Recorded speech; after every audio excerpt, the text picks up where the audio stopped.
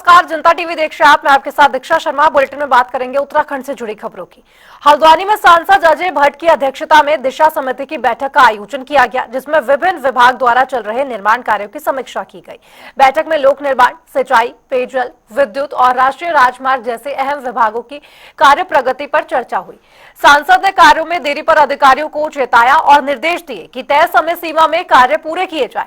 राजकीय medical college में बन रही कैथ लैब को लेकर मंडी परिषद के अधिकारी की गैर हाजिरी पर सांसद से नाराजगी भी जताई गई और जीएम की जांच के लिए मुख्यमंत्री को पत्र लिखने का निर्देश भी दिया गया।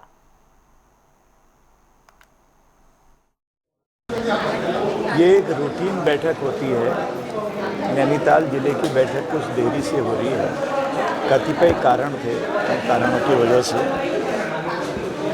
कई जगहों पर थोड़ा सा हिला हवेली दिखाई दी, जिसमें हमने कड़े निर्देश दिए हैं। जैसा नहीं होना चाहिए वैसा भी एकाध जगहों पर पाया गया है। मैं समझता हूँ कि कुल मिलाकर बैठक बहुत अच्छी रही है।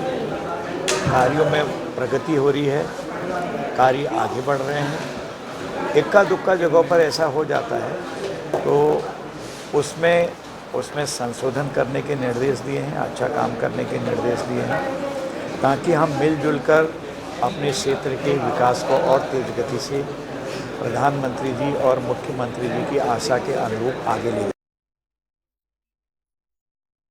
वहीं राज्य में लंबे समय से चली आ रही सख्त बहु कानून मांग को लेकर आखिरकार धामी सरकार ने पूरा कर दिया है। कांग्रेस के प्रदेश महामंत्री नवीन जोशी ने कहा कि ये कानून राज्य की संस्कृति, पर्यावरण संतुलन और आम जनता के अधिकारों की रक्षा करेगा। हरिद्वार और उधम सिंह नगर को इस कानून से बाहर रखा गया है, जबकि बाकी 11 जिलों में ये प्रभावी रहेगा। कानून लागू होने से अब अनियंत्रित भूमि खरीद बिक्री पर नियंत्रण रहेगा और राज्य का मूल स्वरूप सुरक्षित रहेगा। इसे जनता की आस्था और भविष्य को सुरक्षित करने की दिशा में बड़ा कदम माना जा रहा है। कि प्रदेश का जो भू कानून है बहुत ही लचीला भू कानून है। उन्होंने नगर निगम के सारे क्षेत्र छोड़ दिए, देहरादून छोड़ दिया, हरिद्वार छोड़ दिया, उधम सिंह नगर छोड़ दिया, नगर निगम के सारे क्षेत्र छोड़ दिए। उसमें जो भू माफिया है उनको खुला संरक्षण सरकार का प्राप्त है और वो कहीं पे भी जमीन खरीद सकते हैं। सिर्फ कुछ पंचायतों में उन्होंने छोड़ रखा। लेकिन इस प्रकार के जो भू कानून है वो बिल्कुल लचीला भू कानून है। इससे जो भू माफिया उनको संरक्षण मिल रहा है और इस दिशा में कुछ और ठोस रणनीति बनाने की आवश्यकता है, जिससे प्रदेश की भूमि को संरक्षित किया जा सके। यहाँ के किसानों को किसान के क्षेत्र में आगे बढ़ने के लिए कोई योजनाएं लेके आ सके। आज तो भू माफिया पूरे प्रदेश के अंदर आतंक का माहौल पैदा कर रहे हैं। जगह जगह जमीनें खरीद रहे हैं, जमीनें कब्जा करने की बातें आ रही है, लेकिन सरकार उस पर कोई ठोस रणनीति नहीं बना पाई है। निश्चित तौर पे कांग्रेस की सरकार आएगी तो प्रदेश के अंदर हम सख्त भू कानून लेके आएंगे, जो नारायण दत्त तिवारी के समय पे भू कानून लाए गए थे, और उसको हम आगे बढ़ाने का हम लोग काम करेंगे। वहीं देश भर में नेशनल टेस्टिंग एजेंसी द्वारा नीट यूजी परीक्षा का आयोजन किया जा रहा है और जिसमें करीब 23 लाख छात्रों ने पंजीकरण भी करवाया है। इस बार 2.5 लाख मेडिकल सीटों के लिए परीक्षा हो रही है। पिछली बार हुए पेपर लीक मामले को ध्यान में रखते हुए सुरक्षा और पारदर्शिता को लेकर व्यापक इंतजाम किए गए, लेकिन उत्तराखंड कांग्रेस प्रवक्ता शीशपाल सिंह बिष्ट ने परीक्षा की पारदर्शिता पर सवाल खड़े किए हैं। उन्होंने कहा कि पिछली बार की तरह इस बार भी अगर कोई चूक होती है तो ये मेहनती छात्रों के भविष्य के साथ खिलवाड़ होगा।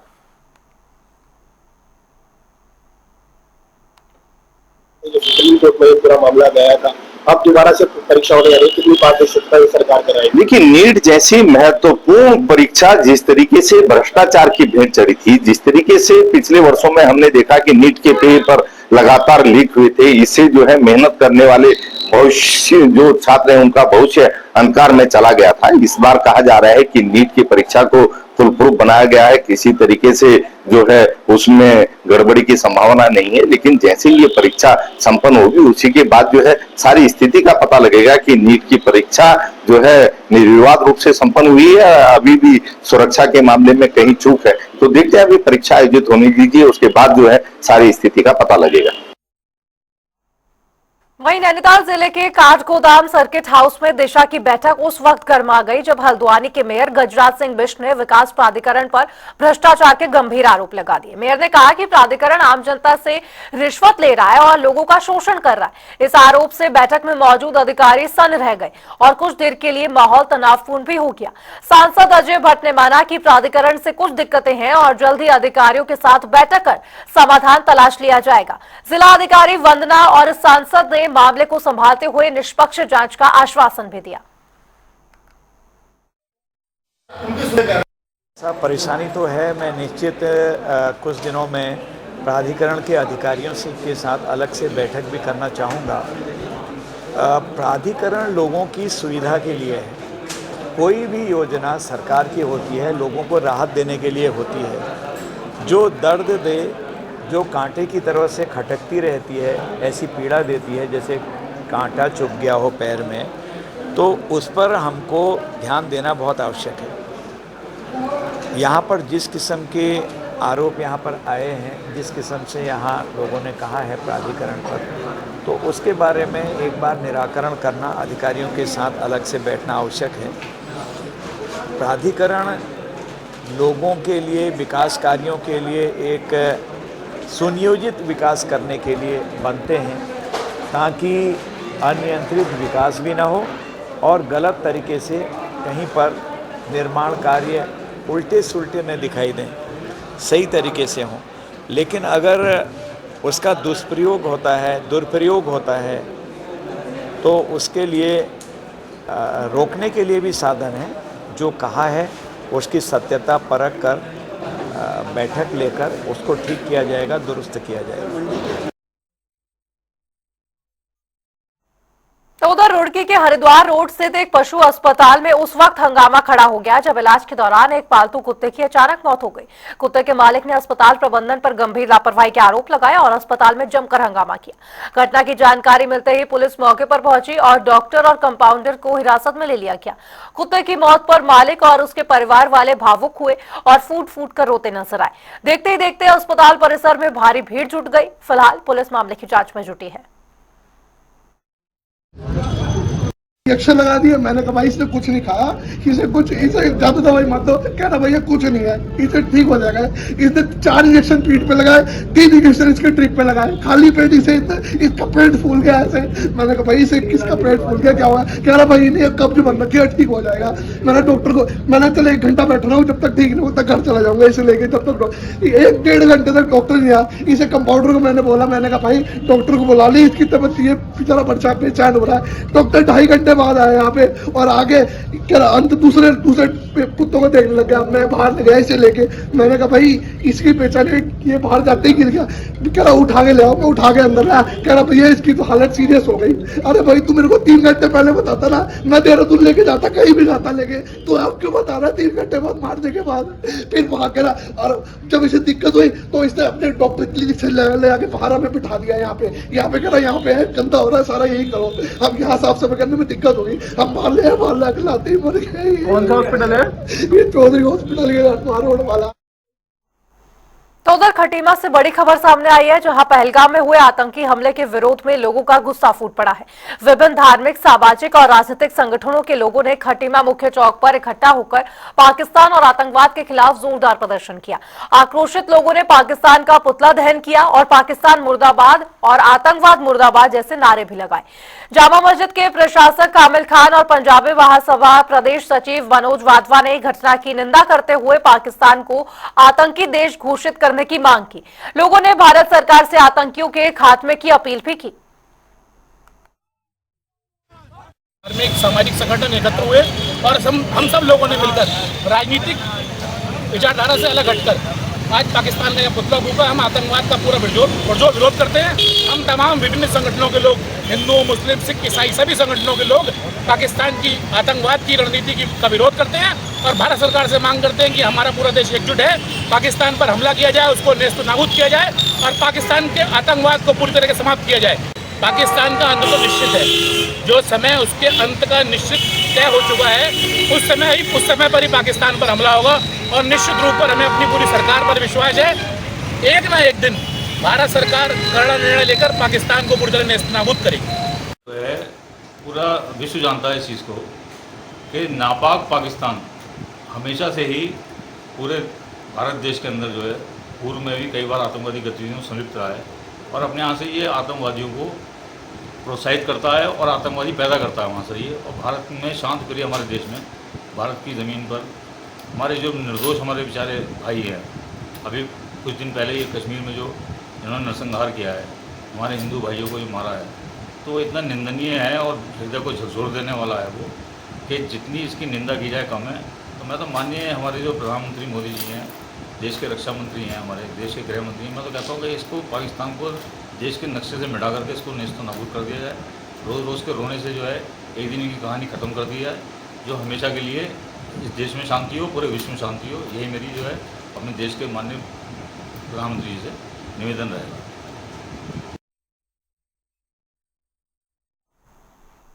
तो वहीं पहाड़ों की रानी मसूरी में रविवार शाम तेज बारिश ने जनजीवन को बुरी तरह से प्रभावित कर दिया है। तापमान में अचानक गिरावट से लोगों को ठिठुरन महसूस हुई और गर्म कपड़ों का सहारा भी लेना पड़ा। वहीं मसूरी से 2 किलोमीटर नीचे जेपी बैंड के पास देहरादून मार्ग पर भारी मात्रा में मलबा आने से सड़क भी बंद हो गई, जिससे दोनों ओर वाहनों की लंबी कतारें भी लग गई। स्थानीय लोगों का कहना है कि ठेकेदारों ने निर्माण के दौरान निकले मलबे को नियमों के खिलाफ सड़क किनारे फेंक दिया था। लोगों ने लोक निर्माण विभाग पर लापरवाही का आरोप लगाते हुए कहा कि समय रहते प्राकृतिक नालों की सफाई नहीं हुई तो उसे भारी नुकसान झेलना पड़ेगा।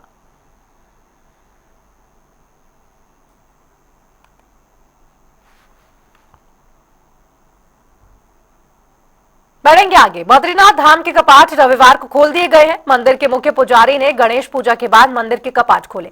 महिलाओं ने लोकगीत गाए, गढ़वाल राइफल्स के बैंड ने पारंपरिक धुनें बजाई और इसी के साथ चारधाम यात्रा पूरी तरह से शुरू हो गई है। कपाट खुलने के बाद अगले 2 घंटे में 10,000 से ज्यादा श्रद्धालु धाम पहुंचे और इस दौरान मुख्यमंत्री पुष्कर सिंह धामी ने भी पूजा और दर्शन किए। श्रद्धालु अगले 6 महीने तक भगवान बद्री विशाल के दर्शन कर पाएंगे। 3 मई को भगवान बद्री विशाल की पालकी और आदि गुरु शंकराचार्य की गद्दी, कुबेर और उद्धव की उत्सव डोली धाम भी पहुंची थी और इससे पहले 30 अप्रैल को अक्षय तृतीया के दिन गंगोत्री यमुनोत्री धाम और 2 मई को केदारनाथ धाम के कपाट भी खोले गए हैं। भगवान बद्री विशाल के आज कपाट पूरे विधि विधान से खुल गए हैं। भगवान के दर्शन पूजन प्रारंभ हो गए हैं।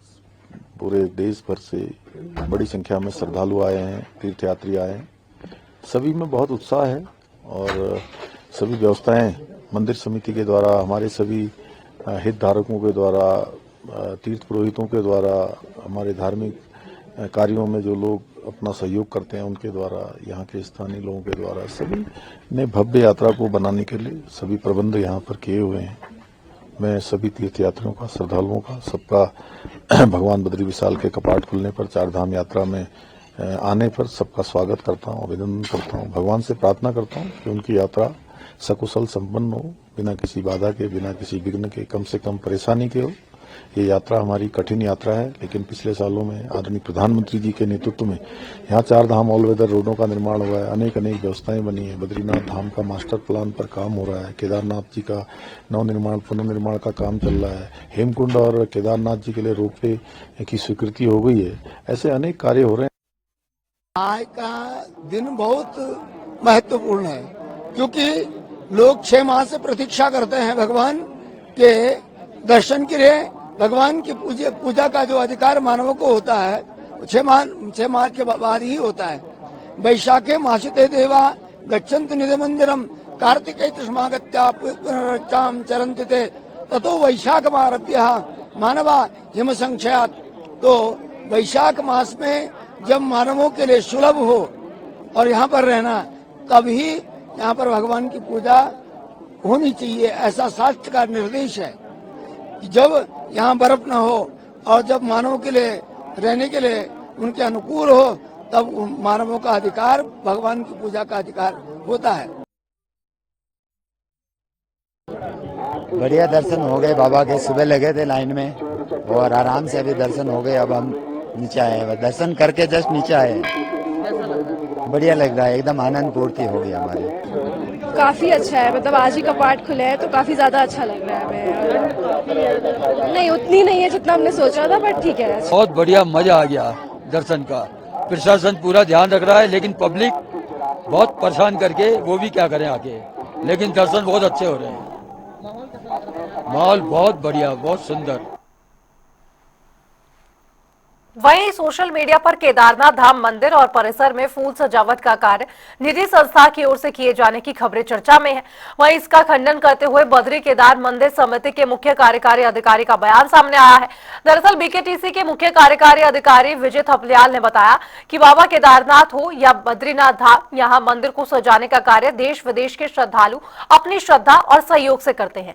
किसी भी निजी संस्था या राज्य के लोगों को इसका कार्य नहीं सौंपा जाता।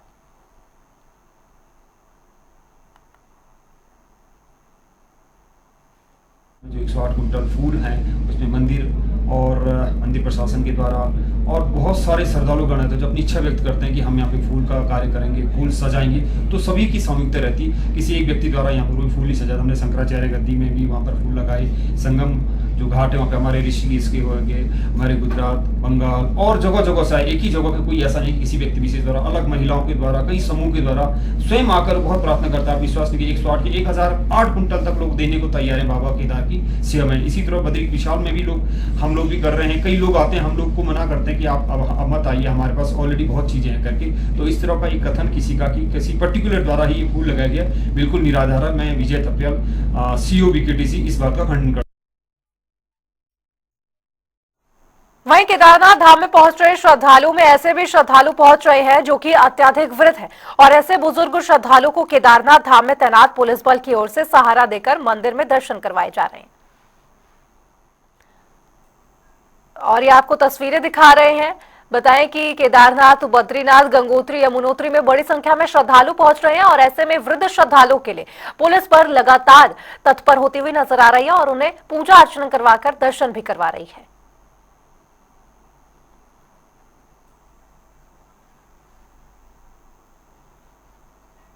तो उधर उत्तराखंड हवाई संपर्क योजना के तहत देहरादून के जौली ग्रांट में मसूरी के लिए हेली सेवा शुरू हो गई है, जिसके बाद अब पर्यटकों को मसूरी जाने में आसानी होगी।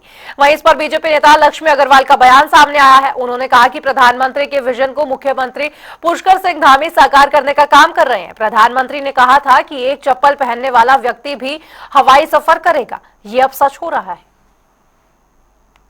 देखिए, निश्चित रूप से हेली सेवा शुरू होने से उत्तराखंड के आम जनमानस को एक बहुत बड़ा लाभ होगा, उनको एक बहुत बड़ी राहत मिलेगी। क्योंकि जिस तरह से हर आदमी का एक आम आदमी का सपना होता है हेलीकॉप्टर में बैठना या हवाई जहाज में बैठना, और निश्चित रूप से सबसे बड़ी बात है उनका ये सपना साकार हो रहा है। एक आम आदमी भी एक हेलीकॉप्टर की सुविधाएं, क्योंकि अगर आप बात मसूरी हेली सेवाएं की करें या अन्य हेली सेवाओं की करें, तो जितने किराए में वो बस से या टैक्सी से यात्रा कर सकता है, उतने ही किराए में वो हेलीकॉप्टर से वहां जा सकता है। तो निश्चित रूप से ये जो आम भारतीय का है एक सपना साकार होता हुआ दिख रहा है। एक बहुत बड़ा हर्ष का विषय है कि लोगों को इससे बहुत राहत मिलेगी और कहीं ना कहीं इससे पर्यटन को भी बढ़ावा मिलेगा। और जो जैसे मसूरी की बात करें तो निश्चित रूप से जो जितना किराया टैक्सी का है उतना ही किराया हेलीकॉप्टर का है, तो कहीं ना कहीं लोगों को सुविधाएं भी मिलेंगी और साथ ही साथ पर्यटन को बढ़ावा मिला और राज्य की आर्थिकी में भी एक चार चांद लगेगी। और जिस तरह से आदरणीय प्रधानमंत्री नरेंद्र मोदी जी ने कहा था कि हवाई चप्पल पहनने वाला भारतीय भी, एक आम आदमी भी हवाई सेवाएं कर सकेगा, तो निश्चित रूप से उनका ये जो सपना था वो माननीय मुख्यमंत्री जी धामी जी जो है साकार कर रहे हैं। और ये वहीं हाल ही में असम के मुख्यमंत्री का बयान सामने आया, जिसमें उन्होंने केंद्र में कांग्रेस की सरकार रहते हुए महिलाओं के खिलाफ एक विवादित टिप्पणी की है। वहीं इसको लेकर उत्तराखंड महिला कांग्रेस की प्रदेश अध्यक्ष ज्योति रौतेला के नेतृत्व में देहरादून में हेमंत बिश्व शर्मा के खिलाफ प्रदर्शन किया गया और साथ ही जमकर नारेबाजी भी की गई। और इस मौके पर ज्योति रौतेला ने कहा कि असम के सीएम का मानसिक संतुलन खराब हो चुका है और जिस प्रकार से उन्होंने बयान दिया वो शर्मनाक है। उनको तत्काल अपने पद से इस्तीफा दे देना चाहिए। जो असम के मुख्यमंत्री है उन्होंने अभी पिछले दिनों एक स्टेटमेंट दिया। उन्होंने कहा कि कांग्रेस की सरकार में जिन भी महिलाओं को सरकारी नौकरियां मिली उनको अपनी इज्जत गवा के वो नौकरी मिली। ये कहीं ना कहीं एक मुख्यमंत्री का मानसिक दिवालियापन दिखाता है और जो पूरे भारतवर्ष की जो महिलाएं हैं जिन्होंने संघर्ष करके कहीं ना कहीं कोई जॉब पाई है, किसी पोजीशन पे पहुंची, उन सबका अपमान है और उसके खिलाफ हमारा ये धरना प्रदर्शन है कि एक प्रदेश का मुख्यमंत्री, उस पार्टी का मुख्यमंत्री जो बेटी बचाओ बेटी पढ़ाओ का नारा देती है, महिलाओं की सशक्तिकरण की बात कर रहे हैं उस प्रदेश का मुख्यमंत्री आज समस्त भारत की जो महिलाएं हैं जो संघर्ष करके कहीं ना कहीं पहुंची हैं और अपने आप को स्थापित करने का काम कर रहे हैं, उन सब लोगों का अपमान कर रहे हैं। और प्रधानमंत्री को तुरंत संज्ञान लेके हेमंत बिस्वा शर्मा जैसे व्यक्ति को जो। और चलिए बुलेटिन में फिलहाल इतना ही, लेकिन खबरों का सिलसिला जनता टीवी पे लगातार जारी है। नमस्कार।